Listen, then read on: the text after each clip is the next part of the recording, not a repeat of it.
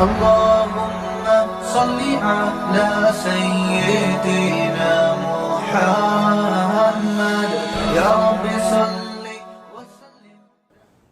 بسم اللہ الرحمن الرحیم. پہلے پارے کا پہلا رکوع چل رہا تھا پچھلے ایپیسوڈ میں. اس میں اس رکوع کی تفسیر بیان ہو رہی تھی اور ہم یہاں تک پہنچے تھے کہ اللہ تعالیٰ نے فرمایا ہم نے آپ کو ایک معتدل امت بنایا ہے. معتدل امت کیسے بنایا ہے اس کی تفسیر میں پچھلے ایپیسوڈ میں بیان کر چکا ہوں. لِتَكُونُوا شُهَدَاءَ عَلَى النَّاسِ وَيَكُونَ الرَّسُولُ عَلَيْكُمْ شَهِيدًا, تاکہ تم لوگوں پر گواہ بن جاؤ اور رسول تم پر گواہ بن جائیں.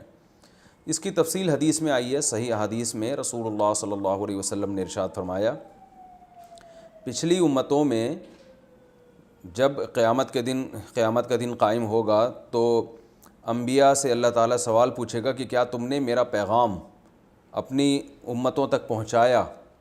تو وہ کہیں گے اللہ ہم نے پہنچا دیا. تو عدالت کے ایک کٹہرے میں پیغمبر اور دوسرے میں وہ امتیں ہوں گی.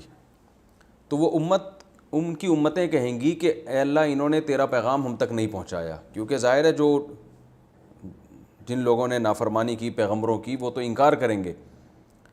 تو اللہ تعالیٰ اس امت کو بطور گواہ کے پیش کریں گے اور یہ امت گواہی دے گی کہ ان کے پیغمبروں نے اللہ کا پیغام ان امتوں تک علی وجہ الکمال پہنچایا تھا. اور پھر رسول اللہ صلی اللہ علیہ وسلم اس امت پہ گواہی دیں گے کہ اللہ یہ امت سچ کہہ رہی ہے. تو اللہ تعالیٰ پھر اس امت کو گواہ بنا کر ان پیغمبروں کے حق میں فیصلہ کریں گے. تو اس امت کو ایک فضیلت ثابت کرنے کے لیے اور ایک شرف دینے کے لیے یہاں کچھ اشکالات ہوتے ہیں. اچھا, پہلی بات تو میں یہ بتا دوں اس امت کو بطور گواہ کے پیش کیوں کیا جائے گا. اس کی وجہ کیا ہے کہ گواہ میں معتدل ہونا ضروری ہے کہ افراط و تفریط سے بچ کر ہو. ہمیشہ ایسے کی گواہی قبول کی جاتی ہے جس کے بارے میں پتہ ہو کہ یہ کسی ایک کی سائیڈ نہیں لے گا, یہ وہ بات کرے گا جو حق پر مبنی ہے, یہ جذبات سے مغلوب نہیں ہوتا. تو یہ امت چونکہ امت معتدل ہے تو لہذا معتدل ہونا اس بات کا تقاضا کرتا ہے کہ اس کو بطور گواہ کے پیش کیا جائے. پھر یہ وہ پیغمبر جب یعنی جو امتی جب اعتراض کریں گے کہ اللہ یہ ہمارے خلاف کیسے گواہی دے رہے ہیں, یہ تو تھے ہی نہیں اس وقت, تو وہ بتائیں گے کہ اللہ تو نے جو ہم پہ پیغمبر بھیجے محمد صلی اللہ علیہ وسلم اور ان پر جو تو نے اپنی کتاب نازل کی تھی قرآن, اس کتاب میں ہم نے یہ پڑھا تھا. تو ہمارا جو یقین ہے وہ دیکھنے سے زیادہ ہے. تو یہ اس امت کو ایک فضیلت دی جائے گی. اس پر کچھ سوالات ہوتے ہیں. پہلا سوال اس پر یہ ہوتا ہے کہ کسی بھی امتی کا مقام پیغمبر سے زیادہ نہیں ہوتا. بھائی ایک طرف انبیاء ہیں موسیٰ علیہ السلام, حضرت عیسیٰ علیہ السلام, اور دوسری طرف ان کی قومیں ہیں, اور گواہ کے طور پر کس کی گواہی قبول کی جا رہی ہے؟ اس امت محمدیہ کی. ظاہر اس امت محمدیہ کا مقام پیغمبروں سے زیادہ تو نہیں ہے, تو پیغمبروں کی اپنی بات کا اعتبار کیوں نہیں کیا جا رہا؟ وہ کہہ رہے ہیں اللہ ہم نے پیغام پہنچا دیا. جب وہ کہہ رہے ہیں کہ ہم نے پیغام پہنچا دیا تو ان کی بات تو زیادہ وزنی ہے بنسبت ایک امتی کی. اس کا جواب یہ ہے کہ دیکھیں اللہ کو تو اصل میں سب معلوم ہے کہ کون حق ہے کون باطل پر ہے, لیکن اللہ تعالیٰ کا قانون یہ ہے کہ اللہ تعالیٰ انسانوں سے انسانوں کے طرز میں بات کرتے ہیں. تو انسان کو جب تک یقین نہیں آتا یا اس پر حجت جب تک تام نہیں ہوتی جب تک کوئی گواہی نہ ہو اس کے خلاف, اور قیامت کے دن یہ سب انکار کریں گے کہ انہوں نے ہم پر پیغام نہیں پہنچایا, انکار کریں گے. ان کو یہ امید ہونے لگے گی شاید اگر ہم یہ دعویٰ کریں کہ پیغمبروں نے اللہ کا پیغام نہیں پہنچایا شاید ہماری بخشش ہو جائے. تو کیونکہ جب مرتا کیا نہ کرتا ہے نا, کہ جو آدمی مرنے والا ہوتا ہے یہ عذاب سے اپنے آپ کو چھڑانے والا ہوتا ہے, وہ تو کوئی بھی طریقہ نکلے وہ نکالنے کی کوشش کرتا ہے, اگرچہ اس کو یقین ہو کہ اللہ کو سب کچھ پتہ ہے, پھر بھی وہ بہانے تو کرے گا. تو اب اللہ تعالیٰ نے ان امتوں کے خلاف پیغمبر کے قول کو اس لیے ان کے سامنے حجت قرار نہیں دیا کہ وہ خود ایک فریق تھے. تو عدالت میں جب بھی دو فریق ہوتے ہیں نا جو ایک دوسرے پر دعویٰ کرتے ہیں تو ان کا اپنا بیان معتبر نہیں ہوتا. مثال کے طور پر بھئی یہ واسع خان بیٹھے ہوئے ہمارے سامنے, انہوں نے عدالت میں کیس کیا کہ جی ماموں نے جو ہے مفتی طارق مسعود صاحب نے اتنے پیسے ہم سے لیے اور پی گئے ہیں. ایک مثال ہے, میں نے پیے نہیں ہیں. تو عدالت مجھے بھی بلائے گی ان کو بھی بلائے گی. تو اب میں کہہ رہا ہوں نہیں میں نے دعویٰ کیا ان کے اوپر کہ انہوں نے جی 1 لاکھ روپے لیے تھے اور مجھ سے پی گئے, میں نے دعویٰ کیا اور میں نے یہ دے نہیں رہے, تو میں نے عدالت میں کیس کیا. عدالت مجھے بلائے گی, عدالت کے کٹہرے میں کھڑا ہو جاؤں گا. تو عدالت مجھ سے پوچھے گی جی آپ کے پاس گواہ ہیں؟ میں بطور گواہ محلے کے 2-4 افراد کو لے کر آ گیا. تو تو اگر وہ معتبر ہوں گے تو عدالت ان کی گواہی پہ فیصلہ کرے گی، معتبر نہیں ہوں گے تو عدالت میرے کیس کو خارج کر دے گی۔ اب یہاں یہ نہیں کہا جا سکتا کہ مفتی صاحب نے جن گواہوں کو پیش کیا ہے وہ گواہ تو مفتی صاحب سے کم درجے کے ہیں، یعنی عوام کی نظر میں، بلکہ مفتی صاحب کو زیادہ لوگ، ایک مثال دے رہا ہوں کہ لوگ زیادہ قابل اعتماد سمجھتے ہیں، مثال کی حد تک، حقیقت میں سمجھتے نہیں سمجھتے تو الگ بحث ہے نا، یعنی جو مشہور شخصیتیں ہوتی ہیں ان کو تو زیادہ ان کی بات کو لوگ سنجیدگی سے لیتے ہیں نا، تو عدالت کہے گی بھائی اس وقت نہیں لیا جائے گا ان کی بات کو، اگرچہ یہ محلے میں قابل یعنی سچے سمجھے جاتے ہیں، لیکن اس وقت چونکہ ان کی حیثیت فریق کی ہے، تو فریق میں اور دو جب مقابلہ کرنے والے ہوتے ہیں، جو دونوں کا کیس ہوتا ہے، تو عدالت کی نظر میں وہ سیم ہوتے ہیں، تو ان کی اپنی بات کا اعتبار نہیں ہوتا، گواہی ہمیشہ کسی تیسرے سے دلوائی جائے گی، چاہے وہ تیسرا جو مدعی ہے نا اس سے کم درجے کا ہی کیوں نہ ہو۔ تو یہاں بھی پیغمبر چونکہ خود خصم ہوں گے، خصم کا مطلب ہوتا ہے جو آپ کے مقابلے میں کیس میں ہو، تو اس لیے اللہ تعالیٰ وہاں پیغمبروں کی گواہی نہیں بلکہ کسی تھرڈ پارٹی کی گواہی قبول کی جائے گی، اور وہ کون سی ہوگی؟ ظاہر ہے وہ پیغمبر اور ان کی امتوں کے علاوہ کون بچتا ہے؟ یہ امت۔ تو یہ امت چونکہ اعتدال کے راستے پہ چلی ہے، اس کو جیسے ہی تحویل قبلہ کا حکم دیا گیا انہوں نے اسی وقت حکم چینج کر لیا، یعنی آپ کتنی بڑی فضیلت ہے۔ بنی اسرائیل کو دیکھیں، آپ کے موسیٰ علیہ السلام نے ان کو حکم دیا گائے ذبح کرو، کتنا لیت و لال سے کام لیا ان لوگوں نے، ان کو حکم دیا کہ بھئی یہ تورات پر ایمان لے آؤ، تو کیسے جا کے کہ ہم پہلے اپنی آنکھوں سے دیکھیں گے، پھر جب اللہ کے کلام کو سن لیا تو جب اللہ کو اپنی آنکھوں سے دیکھیں گے، اور ادھر اطاعت کتنی زیادہ ہے کہ نماز میں آپ صلی اللہ علیہ وسلم نے کوئی نماز توڑ کے صحابہ کو بتایا بھی نہیں کہ قبلہ چینج ہو گیا، بلکہ گھوم کے وہاں کھڑے ہو گئے تو صحابہ نے فوراً رخ چینج کر لیا، اور وہ پوچھا نہیں کہ نبی سے، بس سمجھ گئے کہ حکم کیا ہو گیا ہے، چینج ہو گیا۔ یہاں تک کہ کسی نے جب دیکھا کہ لوگ اس طرف رخ کر کے نماز پڑھ رہے ہیں تو کچھ صحابہ دوسری مسجد میں نماز پڑھ رہے تھے، ان کو جا کے اطلاع دی، انہوں نے بھی رخ چینج کر لیا اپنا۔ تو یہ جو اطاعت اور یہ جو فضیلت ہے نا، تو یہ فضیلت اس بات کی تقاضا کرتی تھی کہ ان کے خلاف گواہی دی جائے۔ دوسری بات یہ، پہلا اشکال کا جواب تو ہو گیا، دوسرا اشکال یہ ہے کہ گواہی ہمیشہ اس شخص کی معتبر ہوتی ہے جس نے خود مشاہدہ کیا ہو۔ تو سوال پیدا ہوتا ہے، یہ امت تو اس زمانے میں تھی نہیں، تو یاد رکھیں گواہی مشاہدہ کرنے والے کی اس لیے قبول ہوتی ہے کہ اس کے پاس علم یقینی ہوتا ہے۔ اس لیے علماء کہتے ہیں کہ اگر گواہ کے پاس مشاہدہ نہ ہو، کسی اور طرح سے یقینی علم ہو، تو بھی وہ گواہی دے سکتا ہے۔ اس کی مثال ایسے ہے جیسے آپ نے کسی کو دیکھا کہ ایک آدمی خون آلودہ کپڑوں میں کسی گھر سے نکل کے بھاگ رہا ہے، اور جب گھر میں جا کے دیکھا تو ایک بندہ قتل ہوا پڑا ہوا ہے، تو اگرچہ آپ نے اس کو اپنی آنکھوں سے قتل ہوتے ہوئے دیکھا نہیں ہے، لیکن آپ کے پاس ایک یقینی دلیل ہے کہ بھائی بندہ بھی مر گیا اور چاقو اس کے ہاتھ میں تھا اور یہ خون آلودہ کپڑوں میں بھاگا بھی ہے، تو یہ سب قرائن اس کی علامت ہے کہ اسی نے قتل کیا ہے۔ اس بیس پہ آپ جا کے گواہی دے سکتے ہیں کہ بھئی میں اس بات پہ گواہی دیتا ہوں کہ فلاں نے فلاں کو قتل کیا ہے۔ اسی طرح میڈیکل سائنس میں ڈاکٹروں کی گواہی کا اعتبار ہوتا ہے، حالانکہ انہوں نے مشاہدہ نہیں کیا، لیکن علامات دیکھ کے، پوسٹ مارٹم میں ہوتا ہے نا، علامات دیکھ کے وہ بتا دیتے ہیں کہ بھئی فلاں ہی قاتل ہو سکتا ہے، دوسرا نہیں ہو سکتا۔ تو یہاں بھی یہی ہے کہ اس امت کو، یہ امت قرآن کو سامنے رکھ کے گواہی دے گی کہ اللہ یہ تیرا کلام ہمارے سامنے موجود ہے، اس کلام میں تو نے بتایا ہے کہ پیغمبروں نے اپنا پیغام لوگوں تک پہنچائی، ہمارے پاس دلیل قطعی ہے اور اس کی بیس پر ہمارے پاس علم یقینی ہے، تو اس علم کی بیس پر ہم یہ گواہی دے رہے ہیں، اور رسول اللہ صلی اللہ علیہ وسلم پھر اس امت پہ گواہی دیں گے کہ اللہ میری امت سچ کہہ رہی ہے۔ تو اللہ کو اس سب چیزوں کی ضرورت نہیں ہے، لیکن بعض دفعہ کسی کی فضیلت اور شرف کو ثابت کرنے کے لیے یہ کام کیا جاتا ہے۔ اس کی مثال ہے جیسے مدرسوں میں، یونیورسٹیوں میں انعامات دیے جاتے ہیں نا، تو اصل مقصد تو انعام دینا ہے، لیکن کسی سینئر کو بلایا جاتا ہے، اس کے ہاتھوں سے انعام دلوایا جاتا ہے، تو بھائی انعام تو ویسے بھی پہنچایا جا سکتا تھا، لیکن اس میں طالب علم کا اکرام بھی مقصد ہوتا ہے کہ وہ یہ فخر سے کہہ سکے گا کہ مجھے فلاں کے ہاتھ سے انعام دیا گیا، اور اس میں اس کو بھی پروٹوکول دیا جا رہا ہوتا ہے کہ ہم آپ کو اتنی عزت دے رہے ہیں کہ آپ سے ہم اپنے اسٹوڈنٹس کو انعامات دلوائیں گے۔ تو یہاں بھی یہی ہے کہ اللہ تعالیٰ اس امت کو یہ عزت دیں گے کہ بھئی تمہارے ذریعے سے گواہی پیغمبروں کے حق میں دلوائی جائے گی۔ تو آگے اللہ نے فرمایا وما جعلنا القبلۃ التی کنت علیہا، رہا یہ مسئلہ کہ اللہ نے قبلہ چینج کیوں کر دیا، اس میں حکمت کیا ہے؟ فرمایا کہ پہلے قبلہ جو تھا وہ اس لیے تھا تاکہ اللہ تعالیٰ ظاہری طور پر بھی دیکھ لیں، حقیقی علم تو ہے اللہ کے پاس، ظاہری طور پر بھی دیکھ لیں کہ کون رسول کی پیروی کرتا ہے اور کون الٹے قدموں پیچھے ہٹتا ہے۔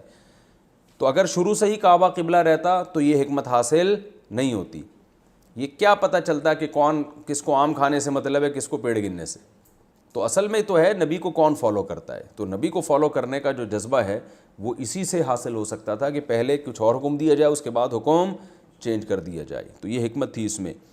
اور اللہ نے فرمایا اور یہ حکم بڑا مشکل ہے اس کو فالو کرنا مگر انہی لوگوں پر جن کو اللہ ہدایت دے دے، تو اللہ کے قبضے میں ہے دل، اور جو ہدایت کے قابل لوگ نہیں ہیں ان کی سمجھ میں یہ حکم نہیں آئے گا۔ وما کان اللہ لیضیع ایمانکم، اللہ تمہارے ایمان کو ضائع کرنے والا نہیں ہے۔ یہ بات صحابہ کو اشکال ہوا تھا کہ اللہ ہم جو پہلے تو ہم بیت المقدس کی طرف رخ کر کے نماز پڑھتے رہے، اور تیرے علم میں یہ تھا کہ اصل قبلہ کیا ہے، کعبہ ہے، تو یہودیوں نے بھی ان کا مذاق اڑایا، تمہاری پرانی نمازیں تو ضائع ہو گئیں، اصل تو یہ ہے۔ تو اللہ نے فرمایا اللہ تمہارے ایمان کو ضائع کرنے والا نہیں، یہاں ایمان سے مراد عمل ہے، یعنی عمل جو ایمان پر مرتب ہوتا ہے، کیونکہ عمل ایمان پر ہی مرتب ہوتا ہے نا، تو مجازن عمل کو ایمان سے تعبیر کیا گیا۔ اس کی مثال ایسے جیسے کوئی بدعملی کر رہا ہو تو ہم کہتے ہیں تو بالکل ہی بے ایمان ہے، تیرے میں تو ایمان ہے ہی نہیں۔ کیا مطلب؟ جب ایمان کا کوئی نتیجہ ہی نہیں نکل رہا، کوئی عمل ہی اس پہ مرتب ہی نہیں ہو رہا ہے، تو اس کا مطلب تیرے اندر ایمان ہی نہیں ہے۔ تو ایمان کہہ کے عمل مراد لیا جاتا ہے۔ تو اللہ تعالیٰ تمہارے عمل کو ضائع کرنے والا نہیں ہے، وہ بیت المقدس والی نمازیں بھی تمہاری قبول ہو گئیں کیونکہ اللہ لوگوں کے ساتھ رؤوف الرحیم ہے۔ اب اللہ تعالیٰ صراحتاً حکم دے رہے ہیں قد نرا تقلب وجہک فی السماء، اے نبی ہم دیکھتے ہیں آپ کا چہرہ بار بار آسمان کی طرف اٹھتا ہے۔ نبی صلی اللہ علیہ وسلم کی بڑی چاہت تھی کہ خانہ کعبہ بن جائے قبلہ، اور آپ کو امید تھی کہ اللہ کی طرف سے وحی آئے گی، تو بار بار آسمان کی طرف دیکھتے تھے کہ جبریل وحی لے کے تو نہیں آ رہے۔ تو اللہ نے اسی کیفیت کو نماز کی حالت میں یہ وحی آئی ہے کہ ہم آپ کو دیکھتے ہیں، بار بار آپ کا چہرہ آسمان کی طرف اٹھتا ہے۔ فَلَنُوَلِّيَنَّكَ قِبْلَةً، ہم ضرور تبدیل کر دیں گے وہ قبلہ، بنا دیں گے آپ کے چہرے کو، پھیر دیں گے اس قبلے کی طرف ترضاہا جو آپ چاہتے ہو۔ تو یہ پہلے وعدہ کیا گیا اور فوراً پھر یہ آیت نازل کر دی فَوَلِّ وَجْهَكَ، پس آپ پھیر دیں اپنے چہرے کو شطر المسجد الحرام، مسجد حرام کی جانب۔ تو اب اللہ نے فوراً ہی پھروانا تھا، تو پہلے یہ کیوں کہا اللہ نے کہ ہم آپ کے چہرے کو مسجد حرام کی طرف پھیر دیں گے، اور پھر فوراً کہہ دیا پھیر دیں، صحیح ہے نا؟ تو یہ ایک تسلی کی بات ہے، جب کوئی کسی کام کا پہلے وعدہ کیا جائے اور پھر وہ کام کیا جائے تو اس سے انسان کو خوشی زیادہ ہوتی ہے۔ تو نبی صلی اللہ علیہ وسلم کو تسلی دی گئی کہ ایسا ہو جائے گا، آپ غم نہ کریں، تو آپ کو اس سے خوشی ہوئی۔ اس کے فوراً بعد اللہ تعالیٰ نے آپ کو خوشخبری سنا دی کہ آپ اپنے چہرے کو مسجد حرام کی طرف پھیر لیں، اور یہ اس حالت میں ہوا جب آپ صلی اللہ علیہ وسلم نماز پڑھ رہے تھے۔ وَحَيْثُ مَا كُنْتُمْ، اور یہ حکم صرف ابھی کے لیے نہیں ہے بلکہ حیث ما کنتم، تم جہاں بھی ہوگے۔ ایک تو نبی کو حکم دیا گیا، اور پھر اب مسلمانوں کو خطاب کیا جا رہا ہے کہ یہ صرف نبی کے ساتھ خاص نہیں ہے۔ وحیث ما کنتم، اے ایمان والو تم سب جہاں بھی ہوگے، فولوا وجوہکم شطرہ، تم سب نے اپنے چہروں کو مسجد حرام کی طرف پھیرنا ہے، یعنی نماز کے وقت۔ وَإِنَّ الَّذِينَ أُوتُوا الْكِتَابَ، رہا مسئلہ اوتوا الکتاب کا، تو جو اوتوا الکتاب ہے لَيَعْلَمُونَ أَنَّهُ الْحَقُّ مِن رَّبِّهِمْ، ان کو پتہ یہ اللہ کی طرف سے ہے۔ یہ بالکل برحق فیصلہ ہے، کیونکہ تورات اور انجیل میں لکھا ہوا ہے کہ جو آخری نبی آئے گا اس کا قبلہ بیت المقدس نہیں ہوگا بلکہ اس کے قبلہ کیا ہوگا؟ خانہ کعبہ ہوگا۔ تو ان کو پتہ ہے، لہذا ان کی ٹینشن مت لو کہ یہ کیا کہیں گے، تو ان کو پہلے سے پتہ ہے۔ اور وَمَا اللَّهُ بِغَافِلٍ عَمَّا يَعْمَلُونَ، جو کچھ یہ لوگ کر رہے ہیں نا بدبخت لوگ، اللہ ان سے غافل نہیں ہے۔ جو اعتراضات تم پہ کر رہے ہیں اللہ ان سے غافل نہیں ہے۔ اور پھر نبی کو تسلی دی جا رہی ہے وَلَئِنْ أَتَيْتَ الَّذِينَ أُوتُوا الْكِتَابَ بِكُلِّ آيَةٍ، یہ جو آپ پر اعتراضات کر رہے ہیں تو آپ غم نہ کریں، کیونکہ اگر آپ ان کے پاس ہر قسم کی نشانی بھی لے آئیں نا اسلام کے برحق ہونے کی، مَا تَبِعُوا قِبْلَتَكَ، پھر بھی یہ آپ کے قبلے کو فالو نہیں کریں گے۔ یہ جو آپ کو بار بار کہہ رہے ہیں نا آپ اس قبلے سے ہٹ کے دوبارہ بیت المقدس کی طرف آ جائیں، تو ان کے پاس جتنے بھی دلائل آپ نے لے آئے، یہ آپ کے قبلے کو پھر بھی فالو کرنے والے نہیں ہیں۔ وَمَا أَنْتَ بِتَابِعٍ قِبْلَتَهُمْ، اور آپ نے بھی ان کے قبلے کو فالو نہیں کرنا ہے کیونکہ آپ کے پر وحی آ چکی ہے۔ تو مطلب یہ ہے کہ جب ایک کام ہونا ہی نہیں ہے، نہ انہوں نے آپ کی ماننی نہ آپ نے ان کی مانی، تو پھر ان کی ٹینشن کیوں لیں، ان کے اعتراضات کی پرواہ کیوں کریں؟ پرواہ تو اس کی جاتی ہے نا جس سے تبدیلی کی امید ہوتی ہے۔ جب ہے ہی نہیں تو چھوڑیں ان کے اپنے راستے کو، ان کو چلنے دیں۔ اور فرمایا کہ وما بعضهم بتابع قبلة بعض، اور یہ خود ایک دوسرے کے قبلے کو بھی فالو نہیں کرتے یہود و نصارہ۔ بیت المقدس میں بھی انہوں نے ٹکڑے کیے ہوئے ہیں آپس کی ضد اور عناد میں نا، کہ بیت المقدس کے مشرقی کی طرف رخ کرتے تھے یہ عیسائی اور دوسری طرف رخ کرتے تھے یہودی۔ انہوں نے وہاں بھی جا کے بانٹا ہوا تھا. جیسے ہمارا خانہ کعبہ ہے, اب مختلف مسلمانوں میں فرقے پیدا ہو جائیں اور کہیں خانہ کعبہ کی یہ والی سائڈ فلاں فرقے کی اور یہ والی سائڈ فلاں فرقے کی, تو یہ ضد اور ہٹ دھرمی کی انتہا ہوگی نا کہ بھئی پورا خانہ کعبہ ہی قبلہ ہے. تو یہود و نصارہ میں اتنی ضد تھی آپس میں, تو اللہ فرماتے ہیں یہ جب ایک دوسرے کے قبلے کو فالو نہیں کرتے, حالانکہ وہ تو ایک ہی ہے, سیم ہے, تو یہ وہاں سے ہٹ کے ادھر کہاں سے آ جائیں گے یہ, اور آپ سے تو ان کو ویسے ہی دشمنی ہے, تو لہٰذا آپ ان سے امیدیں چھوڑ دیں. وَلَئِنِ اتَّبَعْتَ أَهْوَاءَهُم مِّن بَعْدِ مَا جَاءَكَ مِنَ الْعِلْمِ, اور اگر دلیل آنے کے بعد بھی آپ نے ان کی خواہشات کی پیروی کی اور ان کی باتوں میں آ کے ان کے قبلے کو فالو کرنا شروع کر دیا, إِنَّكَ إِذًا لَّمِنَ الظَّالِمِينَ, تو بے شک آپ کس میں سے ہوں گے, ظالمین میں سے. تو یہ اصل میں نبی سے تو ایسا ممکن نہیں ہے, یہ غیر مسلموں کو مایوس کرنے کے لیے کہ ہماری طرف سے جب نبی کو یہ دھمکی مل گئی, وعید مل گئی, چاہے وہ ظاہری لحاظ سے ہی دھمکی ہو, تو اب سمجھ لو کہ اب تو محمد صلی اللہ علیہ وسلم ایسا کرنے والے ہیں ہی نہیں. فرمایا الذین آتیناہم الکتاب, جن کو ہم نے کتاب دی ہے نا یہود و نصارہ, یعرفونہ, اس پیغمبر کو ایسے پہچانتے ہیں, کما یعرفون ابناہم, جیسے اپنے بیٹوں کو پہچانتے ہیں. بیٹوں کو پہچاننے کا مطلب یہ ہے کہ اپنے بیٹے سے انسان عام طور پر اتنا مانوس ہوتا ہے کہ وہ اپنے ہم شکل لوگوں میں بھی اگر بیٹا ہوگا نا تو باپ فوراً پہچان لے گا یہ ہے میرا, کیونکہ بچپن سے گود میں اٹھایا اور اسے لے کے گھومتا پھرتا ہے نا باپ.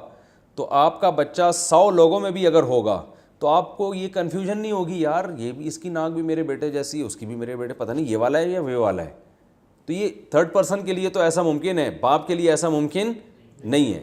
تو قرآن وہی مثالیں دیتے ہیں نا جو چل رہی ہیں معاشرے میں, آسانی سمجھ میں آتی ہیں. تو اللہ تعالیٰ فرماتے ہیں جیسے باپ کو ہزاروں کے مجمع میں اپنے بیٹے کو پہچاننے میں کوئی دشواری نہیں ہوتی, اس کو دلائل کے تانے بانے نہیں ملانے پڑتے کہ گھر فون کر کے پوچھے بیگم ذرا بتانا وہ میرے 2 بچے ہیں بالکل ہمارے بچوں کی شکل کے ہیں, لیکن ایک کی پلکیں چھوٹی ہیں ایک کی پلکیں بڑی ہیں, تو ہمارے بچے کی بڑی پلکیں تھیں یا چھوٹی تھیں, میں بھول گیا ہوں. ایسا ہوتا ہے کبھی؟ اگر ایسا ہو جائے تو بیگم فوراً کھولا لے کے بھاگ جائے گی, بھائی یہ تو بچے کو بھول گیا, کل مجھے بھول جائے گا یہ. تو اللہ فرماتے ہیں جیسے باپ درجنوں بچوں میں اپنے بچے کو پہچانتا ہے, ایسے ہی یہ یہود و نصارہ کے جو علماء ہیں محمد صلی اللہ علیہ وسلم کو صورت سے ایسے پہچان گئے ہیں یہ بالکل, کہ ان کو کوئی کنفیوژن نہیں ہے کہ اب دلائل کے تانے بانے ملانے پڑیں. تو یہ ایسے اچھی طرح پہچانتے ہیں کہ وہی آخری نبی ہے جن کی بشارتیں حضرت عیسیٰ اور حضرت موسیٰ علیہ السلام نے دی ہیں. فرمایا وَإِنَّ فَرِيقًا مِّنْهُمْ لَيَكْتُمُونَ الْحَقَّ, ان میں ایک جماعت ایسی ہے جو حق کو چھپاتی ہے, وَهُمْ يَعْلَمُونَ, حالانکہ ان کو سب معلوم ہے. ایک جماعت اس لیے کیا کہ بہت سے یہودی ایمان بھی لے آئے تھے, یہودی اور عیسائی. الحق من ربک, حق آپ کے رب کی طرف سے ہے, فلا تکونن من الممترین, آپ شک کرنے والوں میں ہرگز نہ ہو جائیں, حق آپ کے رب نے بیان کر دیا ہے. تو یہ رکوع تھا جس کی میں نے تفسیر بیان کی. اچھا, یہاں پر قرآن مجید میں ایک بات یاد رکھیں, بعض آیتیں بعد میں نازل ہوئی ہیں لیکن نبی صلی اللہ علیہ وسلم نے ان کو پہلے رکھوایا ہے, اور بعض پہلے نازل ہوئی ہیں لیکن نبی صلی اللہ علیہ وسلم نے ان کو بعد میں رکھوایا. یہ قرآن میں ہوتا ہے. اب قبلے کی تحویل کا حکم تو ہو چکا تھا, لیکن جو آیتیں ہیں نا کہ ہم آپ کے چہرے کو دیکھتے ہیں بار بار آسمان کی طرف اٹھتا ہے, تو یہ آیتیں نبی صلی اللہ علیہ وسلم پہ پہلے نازل ہوئی ہیں لیکن آپ نے اس کو بعد میں رکھوایا. یہ کیسے پتہ چلا؟ پہلے یہ قرآن کی ترتیب سے پتہ چل رہا ہے کہ یہ آیتیں پہلے نازل ہوئی ہیں. اب اس میں حکمت کیا ہے کہ جو آیت پہلے نازل ہوئی بعد میں اس کو رکھوایا جا رہا ہے, بعد میں جو بعد میں نازل ہوئی اس کو پہلے, بعض آیتوں میں, سب میں نہیں. اس میں حکمت ہے کہ قرآن چونکہ اس ترتیب سے نہیں لکھا جا رہا جس ترتیب سے نازل ہوا ہے, کیونکہ نازل ہوتے ہوئے جو ترتیب تھی وہ اس وقت اللہ کی حکمت نے تقاضا کیا کہ نازل اس ترتیب سے ہو, لیکن جب کتابی شکل میں آئے, صورت کی شکل میں آئے, تو اللہ تعالیٰ کی حکمت نے تقاضا کیا کہ اس کی ترتیب کیا ہونی چاہیے, چینج. کیونکہ بلاغت کے جو اصول ہیں نا, بلاغت, تو کوئی بھی چیز ماحول کے لحاظ سے اور جب اس کو ریٹن فارم میں لایا جاتا ہے تو اس کی ترتیب چینج ہو سکتی ہے بلاغت کے اصول کے مطابق. تو اللہ تعالیٰ نے جو قرآن میں جو بلاغت رکھی ہے نا, اس بلاغت کا یہ تقاضا تھا کہ بعض آیتیں پہلے نازل ہوئی لیکن لکھی جائیں گی وہ بعد میں, تاکہ جب کوئی پڑھے گا نا اس تحریر کو اور تلاوت کرے گا تو اس وقت اس کا اثر پھر اور انداز سے ہوگا. اگر قرآن جس ترتیب سے نازل ہوا نا اسی ترتیب سے لکھا جاتا تو اتنا مؤثر نہ ہوتا جتنا اب ہے. تو ان کے لیے وہی مؤثر ترتیب تھی صحابہ کے لیے, لیکن ہمارے لیے کون سی ترتیب ہے یہ والی. تو یہ نبی صلی اللہ علیہ وسلم نے یہ کام خود کیا, اس پر پوری امت کا اجماع ہے کہ آپ صحابہ کو کاتب وحی کو خود بلا کے بتاتے تھے کہ یہ والی آیت فلاں صورت کے کہ فلاں آیت کے بعد لکھنا ہے. صورتوں کی ترتیب نبی کی طرف سے ہے, یعنی جیسے سورہ بقرہ الف لام میم سے لے کے آخر تک یہ نبی کی طرف سے ہے, اس میں کوئی چینجنگ حرام ہے. البتہ صورتوں کو خود ترتیب دینا کہ پہلے سورہ بقرہ ہو پھر سورہ آل عمران ہو, یہ ترتیب صحابہ کی طرف سے ہے. سمجھ میں آ رہی ہے بات؟ یہ نبی کی طرف سے متعین نہیں ہے, بلکہ حضرت عثمان نے جو قرآن جمع کیا نا اس میں سورہ بقرہ سورہ فاتحہ کو پہلے, پھر سورہ بقرہ کو, پھر آل عمران کو, تو یہ صحابہ کی طرف سے ہے, یہ نبی کی طرف سے نہیں ہے. حضرت عثمان کے قرآن جمع کرنے سے پہلے جو ترتیب تھی کوئی نہیں تھی, وہ ہر ایک نے اپنی طرح سے لکھا ہوا تھا قرآن جو ہے. تو حضرت عثمان نے اس ترتیب سے لکھا کہ پہلے یہ والی صورت, یعنی صورت کے اندر جو آیتوں کی ترتیب ہے وہ نبی کی بیان کردہ ہے, اور خود صورت کون سی صورت پہلے کون سی صورت بعد میں, یہ حضرت عثمان کے دور میں انہوں نے جو جمع کیا پھر سب کا اس پر اجماع ہو گیا. اور جو پاروں کی ترتیب ہے یہ کسی کی طرف سے بھی نہیں ہے, سمجھ رہے ہیں, یعنی پہلا پارا دوسرا پارا یہ بہت بعد میں یہ مرتب کیا گیا ہے. یہ تو تھا کہ حضرت عثمان نے بقرہ پہلے لکھی, آل عمران, لیکن پہلا پارا دوسرا پارا تو یہ بعد میں قاری حضرات نے ایسا کیا کہ بھئی قرآن کو 30 برابر حصوں میں ڈیوائڈ کیا جائے تاکہ کوئی 30 دن میں قرآن ختم کرنا چاہے تو آسان ہو. تو یہ ترتیب تو بعد میں قاریوں نے وضع کی, اور رکوع میں بھی ایسے ہی بعد میں قاریوں نے غور و فکر کر کے کچھ قاریوں نے کیا. لیکن چونکہ اس میں کوئی شریعت کی مخالفت نہیں ہو رہی ہے اور لوگوں کو اس میں آسانی ہے تو اس لیے علماء نے اس کو باقی رہنے دیا. سمجھ رہے ہیں؟ تو یہ جو پارے ہیں نا ان میں کوئی ربط نہیں ہوتا آپس میں, یہ محض اس لیے کہ 30 دن میں کوئی قرآن ختم کرنا چاہے تو کر سکے, اور یہ پورے برابر بھی نہیں ہے, کچھ پارے کو تھوڑے سے زیادہ لمبے کچھ تھوڑے چھوٹے, لیکن زیادہ فرق نہیں ہے ان میں. اچھا, تو اللہ تعالیٰ فرماتے ہیں, ہاں تو اب میں بتا رہا تھا کہ اس میں اسباق کیا ملتے ہیں. جو اہم ترین اس آیت کا جو موضوع ہے وہ یہ ہے کہ مسلمان کو اصل میں یہ دیکھنا ہے کہ کس وقت اللہ اس کے رسول کا کیا حکم ہے, چاہے وہ حکم بالکل دوسرے حکم کے اپوزٹ ہی کیوں نہ ہو.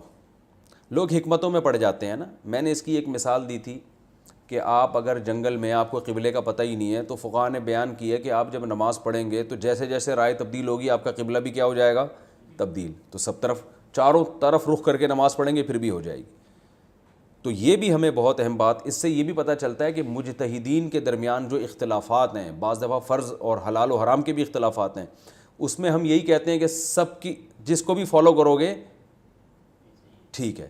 اب اس پہ بعض لوگ اعتراض کرتے ہیں, یار امام ابو حنیفہ کے نزدیک امام کے پیچھے سورہ فاتحہ پڑھنا ناجائز ہے اور امام شافعی کے نزدیک سورہ فاتحہ پڑھنا واجب ہے, تو کوئی امام شافعی کو فالو کرے تو بھی ٹھیک ہے, امام حنیفہ کو فالو کرے تو بھی ٹھیک ہے, حالانکہ دو اپوزٹ حکم ہیں.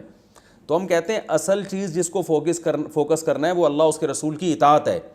تو اگر ان کو اللہ اس کے رسول نے جو دلائل دیے ان سے یہ سمجھ میں آ رہا ہے کہ پڑھنی چاہیے تو ان کا مقصد بھی اللہ رسول کی اطاعت, اور امام حنیفہ کو یہ سمجھ میں آ رہا ہے کہ نہیں پڑھنی چاہیے, ان کا مقصد بھی اللہ رسول کی اطاعت. تو جب اصل مقصد کو فوکس کر رہے ہیں تو بالکل دو اپوزٹ حکم بھی ہوں گے, نماز ادا ہو جائے گی. اور یہ بات بیت المقدس اور کعبہ پہ تو بطریق اولا صادق آتی ہے, اس لیے کہ یعنی مدینہ میں جو ہے نا جو کعبہ کا رخ تھا نا وہ بالکل اپوزٹ تھا کس کے, بیت المقدس کے. تو اس میں تو رخ کو مکمل گھما دیا گیا ہے. تو اللہ فرماتے ہیں بالکل اپوزٹ گھومنے سے بھی نماز ہو جائے گی. ابھی آپ یہ نہیں کہیں گے یار وہ بالکل پہلے ادھر منہ کر کے پڑھ رہے تھے اب بالکل ادھر منہ کر کے پڑھ رہے ہیں, بالکل اپوزٹ سائڈ ہو رہی ہے. تو بھائی مقصد یہ تھا کہ پہلے ادھر ہو اس لیے ہو رہی تھی کہ وہ بھی اللہ کا حکم تھا, اب کیا ہے تو یہ بھی اللہ کا حکم. تو پہلا اہم ترین سبق ہمیں یہ ملتا ہے کہ اصل جو اسلام چاہتا ہے وہ کیا چاہتا ہے کہ آپ نے اللہ کی عبادت کرنی ہے, غلامی اللہ کی ہوگی. تو غلامی کا انداز مختلف لوگوں کا مختلف طرح سے ہو سکتا ہے, ان کو اس طرح سے سمجھ میں آئی وہ اس طرح سے کریں گے, دوسرے کو دوسری طرح سے سمجھ میں آئی. تو رسول کی اطاعت اصل میں اللہ کی غلامی کی وجہ سے کی جاتی ہے. دوسری اہم بات اعتدال. اللہ نے اس امت کی تعریف کیا کی کہ یہ امت کیا ہے, معتدل. تو پتہ چلا کہ اعتدال ایک بہت اہم صفت ہے جو اللہ چاہتے ہیں کہ لوگوں میں پیدا ہو.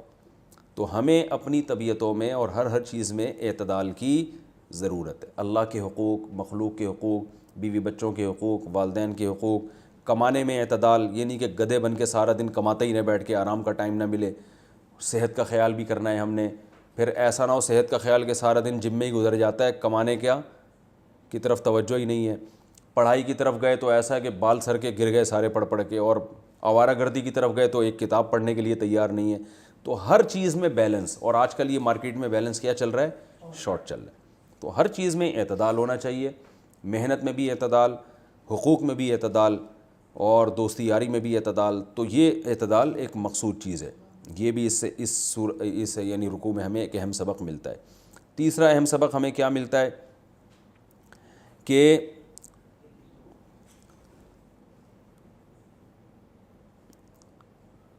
یہ جو یہود و نصارہ ہیں، نبی صلی اللہ علیہ وسلم کے دور میں جو یہود و نصارہ تھے، جیسے انہیں علم تھا نا کہ آپ صلی اللہ علیہ وسلم برحق ہیں، مگر پھر بھی مان نہیں لے کر آتے، اس میں اشارہ ہے کہ آج بھی جو یہود و نصارہ ہیں نا، کیونکہ قرآن میں ایک جگہ اللہ کا ارشاد ہے سنوریہم آیاتنا فی الآفاق، ہم مزید نشانیاں ان کو اسلام کے برحق ہونے کی دکھائیں گے۔ تو آج بھی اگر کوئی یہود و نصارہ جس نے اسلام کو پڑھا ہوا ہو نا، جانتا ہو، اس کے سامنے بھی اسلام بالکل چڑھتے سورج کی طرح واضح ہے۔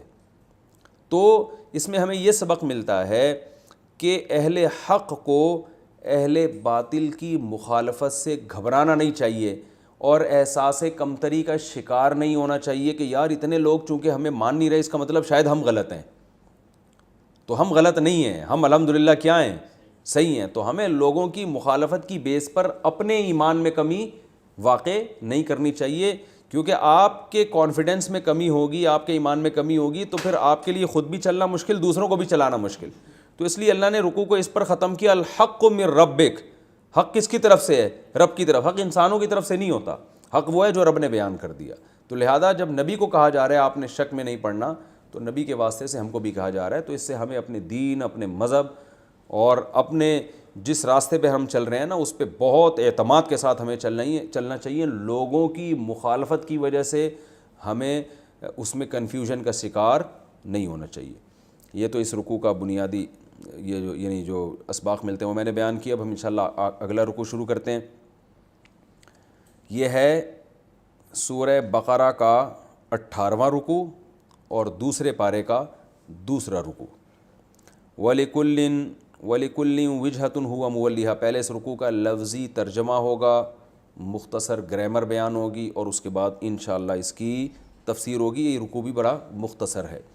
وَلِكُلٍّ وِجْهَةٌ، وَلِكُلٍّ، کلن کا معنی جب کلن کے لفظ پہ تنوین آتی ہے نا، تو اس کا مطلب اس کے بعد کوئی لفظ محذوف ہے۔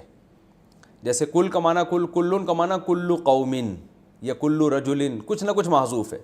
تو قرآن میں آ رہا ہے وَلِكُلٍّ، یعنی وَلِكُلِّ قَوْمٍ، ہر قوم کے لیے وجہتن، ایک جہت ہے، جہت کو وجہتن بھی کہتے ہیں، ایک سمت ہے۔ ہوا، وہ قوم، مولیہا، اس کی طرف رخ کرنے والی ہوتی ہے۔ ولا یا یولیو کا معنی پھیرنا بھی اور کسی طرف رخ کرنا بھی ہوتا ہے۔ مولیون تھا اصل میں، مسبحون کی طرح، سبح یسبح کا اس میں فاعل آتا ہے مسبحون، تو مسبحون سے مولیون، تو مولیون کا مولون پڑھا جاتا ہے، مولینا بھی، اور جب ہا آگے آ گیا تو نون کو غائب کر دیا، مولیہا، مولینا تھا اصل میں۔ ہر قوم کے لیے ایک جہت ہوتی ہے اور وہ قوم اس جہت کی طرف رخ کرتی ہے۔ فاستبقوا الخیرات، پس تم ایک دوسرے سے سبقت کرو، امر کا صیغہ ہے استبقوا، باب استفعال نہیں بل باب افتعال، استباق، ایک دوسرے سے مسابقت کرنا، ایک دوسرے سے پہل کرنا۔ فاستبقوا الخیرات، پس تم، یہ الف سائلنٹ ہو گیا اصل میں، پس تم خیرات یعنی نیکیوں میں ایک دوسرے سے آگے بڑھو۔ اینما تکونوا، تم جہاں بھی چلے جاؤ گے، یاتی بکم، اللہ لے آئے گا تمہیں۔ یاتی کا معنی آنا، لیکن با جب آخر میں آ رہا ہو تو کیا مطلب ہوتا ہے؟ لانا۔ یاتی بکم اللہ، اللہ تم کو لے آئے گا، جمیعاً تم سب کو لے آئے گا۔ ان اللہ علی کل شیء قدیر، بے شک اللہ تعالیٰ ہر چیز پر قدرت رکھتا ہے۔ ومن حیث خرجت، اور آپ جہاں بھی نکلیں، خرجتا کا معنی آپ جہاں بھی جائیں، فولی وجہک، آپ اپنے چہرے کو پھیریں، شطر المسجد الحرام، مسجد حرام کی جانب۔ وَإِنَّهُ، اور بے شک یہ حکم، للحق، لام تاکید کے لیے، یقیناً برحق ہے، من ربک، آپ کی طرف سے۔ وَمَا اللَّهُ بِغَافِلٍ، اور نہیں ہے اللہ تعالیٰ غفلت والا، عما تعملون، عما اصل میں تھا عن ما، ان اعمال سے جو تم کر رہے ہو، اللہ سے غافل نہیں ہے۔ وَمِنْ حَيْثُ خَرَجْتَ، اور جہاں بھی آپ جائیں، فولی وجہک شطر المسجد الحرام، اپنے چہرے کو پھیرے مسجد حرام کی طرف، وحیث ما کنتم، اور اے ایمان والو تم سب بھی جہاں بھی ہو، جہاں بھی جاؤ، فولوا وجوہکم شطرہ، تو پھیرو اپنے رخ کو مسجد حرام کی طرف، لئلا یکونا، لئلا اصل میں تھا لئن اور پھر لا، تاکہ نہ ہو جائے، یکونا نہ ہو جائے، لئلا یکونا کہاں چلے گئے، لئلا یکونا للناسی، تاکہ نہ ہو جائے لوگوں کے لیے، علیکم حجتن، تمہارے خلاف حجت، تاکہ تمہارے خلاف کوئی حجت نہ ہو جائے، الا الذین ظلموا منہم، ہاں وہ لوگ جو ان میں سے ظالم ہیں، فلا تخشوہم، پس ان لوگوں سے مت ڈرو، تخشو اصل میں تھا تخشیو، خشیہ یخشا، سمیع یسمع کی طرح، تو آرڈر کا صیغہ ہے، فلا تخشوہم، ان سے خشیت مت کرو، ان سے ڈرو مت، وخشونی، اور ڈرو مجھ سے، ولی اتما، اور تاکہ میں مکمل کر دوں، اتما اتممو، اکرمو کی طرح، اتمام سے ہے نا اکرام کی طرح مکمل کرنا، ولی اتما، تاکہ میں مکمل کر دوں، نعمتی، اپنی نعمت، علیکم، تم پر، ولعلکم، اور تاکہ تم تہتدون، ہدایت پر آ جاؤ، سیدھے راستے پر چلو، کما ارسلنا، جیسے کہ بھیجا ہم نے، فیکم، تم میں، رسولاً، ایک رسول، منکم، جو تمہیں میں سے ہے، یتلو علیکم آیاتنا، جو تلاوت کرتا ہے تم پر ہماری آیتیں، ویزکیکم، اور تزکیہ کرتا ہے تمہارا، ویعلمکم الکتاب والحکمہ، اور تمہیں کتاب اور حکمت سکھاتا ہے، ویعلمکم، اور سکھاتا ہے تمہیں، ما، وہ چیزیں، لم تکونوا تعلمون، جو تم نہیں جانا کرتے تھے، لم تکونوا، تم نہیں تھے، تعلمون، ان کو جاننے والے، فاذکرونی، اصل میں تھا فاذکرونی، الف سائلنٹ ہو گیا، اذکرو، یاد کرو، نی، مجھ کو، اذکرکم، اذکرو کا مطلب میں یاد کروں گا، انصرو ہے نا، تو اذکرکم، میں تمہیں یاد کروں گا، وشکرو، اور شکر کرو، لی، میرا، ولا تکفرونی، نون کے بعد یا بھی تھا اصل میں جو حذف کر دیا گیا ہے، تو ولا تکفرونی، میری ناشکری مت کرو، یہ اس کا لفظی ترجمہ ہو گیا۔ اب یہ بہت مختصر رکوع ہے، اس کی میں مختصر تفسیر بیان کرتا ہوں۔ جو پچھلا حکم چل رہا ہے نا، بس یہ آخری رکوع ہے، اور اس میں وہ تحویل قبلہ کے حکم کو کیا کر دیا گیا، کمپلیٹ۔ تو اللہ ایک اور حکمت بیان کر رہے ہیں کہ وَلِكُلٍّ وِجْهَةٌ، ہر قوم کی ایک جہت ہوا کرتی ہے جہاں وہ رخ کرتے ہیں، یعنی اللہ تعالیٰ کا ہمیشہ سے دستور رہا ہے کہ یہ یعنی قبلہ متعین کیوں کیا جا رہا ہے۔ غیر مسلم اس پہ اعتراض کر سکتے ہیں، کیا ضرورت ہے ادھر رخ کر کے، بھی جہاں بھی رخ کر کے نماز پڑھ لو۔ تو اللہ فرماتے ہیں کہ ہر قوم کی ایک ہمیشہ سے جہت رہی ہے جہاں وہ رخ کرتے ہیں عبادت میں، تو یہ اللہ کا ہمیشہ سے اصول رہا ہے۔ اس میں حکمت کیا ہے کہ ایک جہت جب ہوتی ہے نا، تو اس سے انسان کی طبیعت میں سکون پیدا ہوتا ہے، خشوع پیدا ہوتا ہے، اسے پتہ ہے یہ جہت مقدس ہے، تو اس طرف رخ کرے گا تو نماز میں دل جمی ہوگی، جماعت کی نماز قائم کرنا آسان۔ اب اگر قبلہ نہ ہوتا، اللہ کہتے جہاں چاہے رخ کر کے نماز پڑھا کرو، تو کوئی کسی مسجد کا رخ ادھر ہوتا، کسی مسجد کا رخ ادھر ہوتا، کسی کا ادھر ہوتا، پھر بیت اللہ کی طرف رخ کرنے میں جو انسان کو ایک سکون ملتا ہے کہ میں اللہ کے گھر کی طرف، کیونکہ دیکھیں اللہ تو نظر آ نہیں رہا، تو جب اللہ نظر نہیں آ رہا تو جو اللہ سے عشق اور محبت کرنے والے لوگ ہیں، جب محبوب نہیں ہوتا تو محبوب کا کوئی گھر تو ہونا جہاں جا کے انسان اپنی محبت کی پیاس بجھا سکے۔ تو یہ اللہ کا ہمیشہ سے دستور رہا ہے کہ عبادت جب بھی اللہ کی ہوگی تو ظاہر ہے اللہ کو تو ہم دیکھ نہیں رہے ہیں، تو اللہ کوئی تو نشانی اپنی زمین پہ رکھے نا، اور کوئی تو ایسی جگہ بتائے کہ یہ میرا گھر ہے، تاکہ اس سے انسان لپٹے تو یہی سمجھے کہ میں اللہ کے گھر سے لپٹ رہا ہوں، اس کے سامنے سجدہ کرے تو یہ سمجھے کہ میں کس کے گھر کے سامنے سجدہ کر رہا ہوں، اللہ کے گھر۔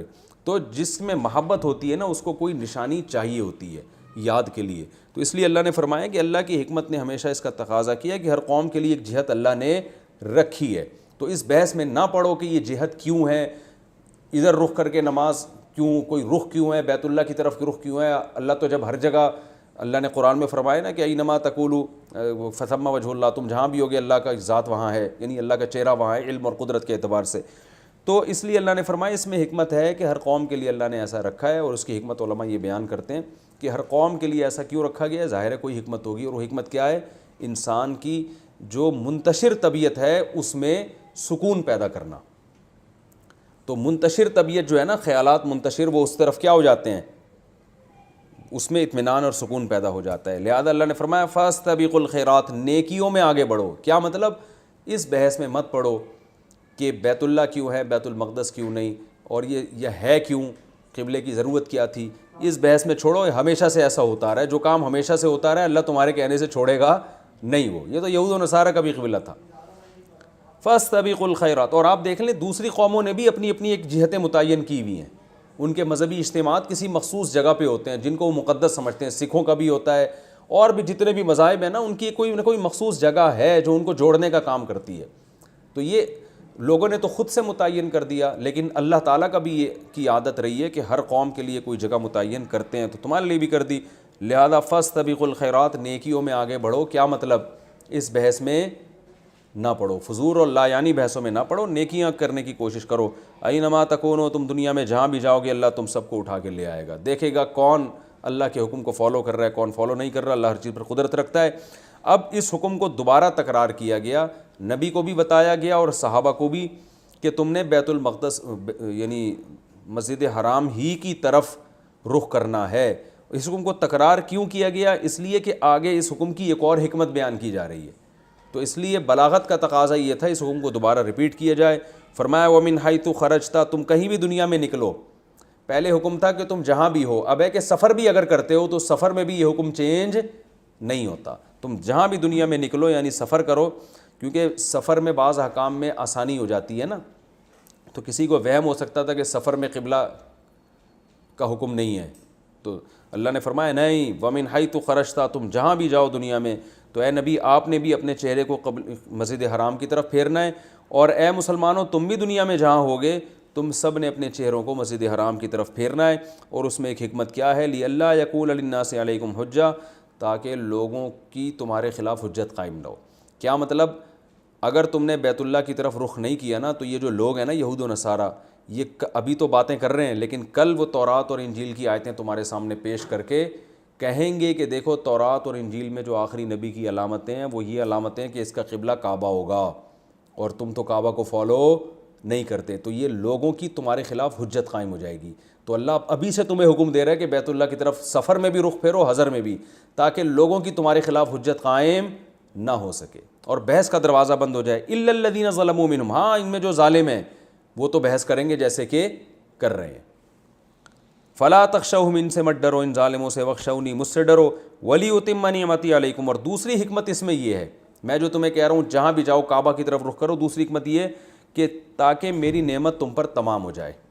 کیا مطلب؟ اللہ نے ایک نعمت تو تم پر وہ کی جو آگے آ رہی ہے, لیکن ایک نعمت یہ کہ جب تم محمد صلی اللہ علیہ وسلم پر ایمان رکھتے ہو تو تمہاری اپنی بھی چاہت یہی ہوگی, اور روحانی نعمتیں اور جسمانی نعمتیں تمہیں اسی صورت میں مل سکتی ہیں کہ تمہارا جو اسلام کا مرکز ہے وہ مکہ بن جائے.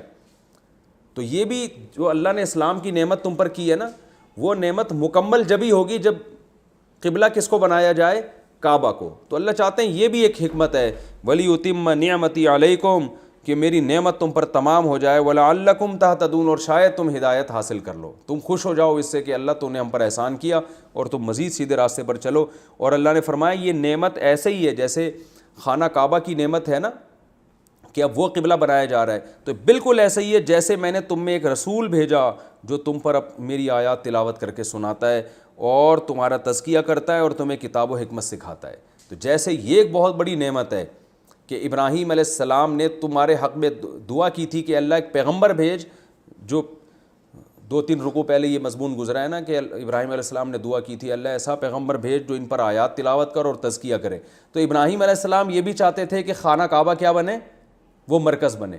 تو اللہ نے خانہ کعبہ کو مرکز بنا کے بھی نعمت تمام کر دی, اور ابراہیم علیہ السلام کی جو دعا تھی دوسری دعا کہ ایسا پیغمبر آئے انہی میں سے, انہی کی جنس میں سے یعنی انسانوں میں سے, تو وہ بھی اللہ نے تمہاری دعا, ابراہیم علیہ السلام کی دعا تمہارے حق میں قبول کی. تو یہ نعمت ایسے ہی ہے جیسے ہم نے تمہارے درمیان رسول بھیج دیے جو اللہ کی آیات تمہیں پڑھ کے سناتے ہیں, تزکیہ کرتے ہیں اور تمہیں کتاب اور حکمت سکھاتے ہیں, اور وہ باتیں سکھاتے ہیں جو تم نہیں جانتے تھے. فاذکرونی, پس تم مجھے یاد کرو, ان کی باتوں میں مت آؤ, اذکرکم, میں بھی تمہیں یاد کروں گا, اور میرا شکر ادا کرو, میری ناشکری مت کرو. یہ اہل ایمان سے کہا جا رہا ہے کہ اللہ نے تم پر بڑے بڑے انعامات دیے ہیں. وہ کیا ہے کہ تمہیں اللہ تعالیٰ نے خانہ کعبہ کو مرکز بنا دیا, اور ایسے پیغمبر کو بھیج دیا جو یہ سب کام تمہارے حق میں کر رہے ہیں۔ اچھا، یہ تو رکوع مکمل ہو گیا۔ اب میں چاہتا ہوں کہ یہ رکوع ہر لحاظ سے مکمل ہو جائے۔ ایپیسوڈ کا وقت اگرچہ پورا ہو چکا ہے، تو اس میں ہمیں اسباق کیا ملتے ہیں؟ مختصر رکوع ہے تو میں جلدی بتا دیتا ہوں۔ پہلا سبق ہمیں یہ ملتا ہے کہ عبادات میں جو ہے نا خشوع اور توجہ ایک طرف رکھنا یہ مقصود ہے۔ اللہ تعالیٰ چاہتے ہیں عبادت دل جمی کے ساتھ ہو، اسی وجہ سے اللہ نے ایک رخ متعین کر دیا ہمارے لیے۔ تو اس سے ہمیں پتہ چلتا ہے بھائی عبادت میں دل جمی مقصود ہے۔ دوسرا ایک بہت اہم پوائنٹ یہ پتہ چلتا ہے کہ آج آپ نے دیکھا ہوگا لوگ ٹرینوں میں جب سفر کرتے ہیں تو جس کا منہ جدھر ہوتا ہے ادھر منہ کر کے نماز پڑھ رہا ہوتا ہے۔ تو نفل نماز میں تو اس کی اجازت ہے کہ سواری کا رخ جدھر کو ہے آپ ادھر ہی رخ کر کے نماز پڑھیں، لیکن فرض نماز میں آپ کو رخ قبلے کی طرف بہر صورت کرنا پڑے گا، چاہے آپ جہاز میں ہوں یا ٹرین میں ہوں، جب تک ممکن ہے آپ کے لیے۔ ممکن ہی نہ ہو تو ایک الگ بات ہے۔ تو اس آیت سے پتہ چلتا ہے کہ آپ نے اگر سفر بھی کرنا ہے نا، وہ من حیث خرجتا، مکہ سے آپ نکل بھی جائیں گے، مدینہ سے نکل بھی جائیں گے، تو آپ نے اپنے چہرے کو مسجد حرام کی طرف، تو آیت منصوص ہے، صاف پتہ چل رہا ہے کہ سفر میں قبلے کی طرف رخ کرنے کا حکم اسی طرح ہے جیسے حضر میں۔ اور آپ دیکھ لو ٹرینوں میں کیا ہو رہا ہوتا ہے۔ اور اس سے ہمیں بیت اللہ کی فضیلت ثابت ہوتی ہے کہ اللہ نے ہم پر، عالم اسلام پر بہت بڑا احسان کیا کہ مسجد اقصیٰ کی قبلے ہونے کو منسوخ کر دیا۔ اگر وہ نہ منسوخ ہوتا آج لوگ کہاں جمع ہوتے؟ بیت المقدس میں، رخ ادھر کرتے، تو اس کا نقصان یہ ہوتا کہ زیادہ عقیدت بیت المقدس سے ہوتی اور حج کہاں ہوتا؟ خانہ کعبہ میں۔ تو اللہ نے ساری فکریں ہماری سمیٹ کے کہاں کر دیں؟ خانہ کعبہ کی طرف، کہ بھائی یہی وہ رخ ہے جس کی طرف تم نماز پڑھو گے، یہی تمہارا حج ہوگا۔ تو اس سے ہمیں عبادت میں دل جمی نصیب ہوتی ہے۔ باقی بیت المقدس کی فضیلت اپنی جگہ برقرار ہے، اور حدیث میں آتا ہے کہ بیت المقدس میں ایک نماز کا ثواب 50,000 نمازوں کے برابر، اور مسجد حرام میں 1,00,000 نمازوں کے برابر۔ تو فضیلت اپنی جگہ ہے بیت المقدس کی، لیکن بڑی تمام فضیلتیں خانہ کعبہ کو دے دی گئیں۔ اللہ تعالیٰ سمجھنے کی عمل کی توفیق عطا فرمائے۔ وما علینا الا البلاغ۔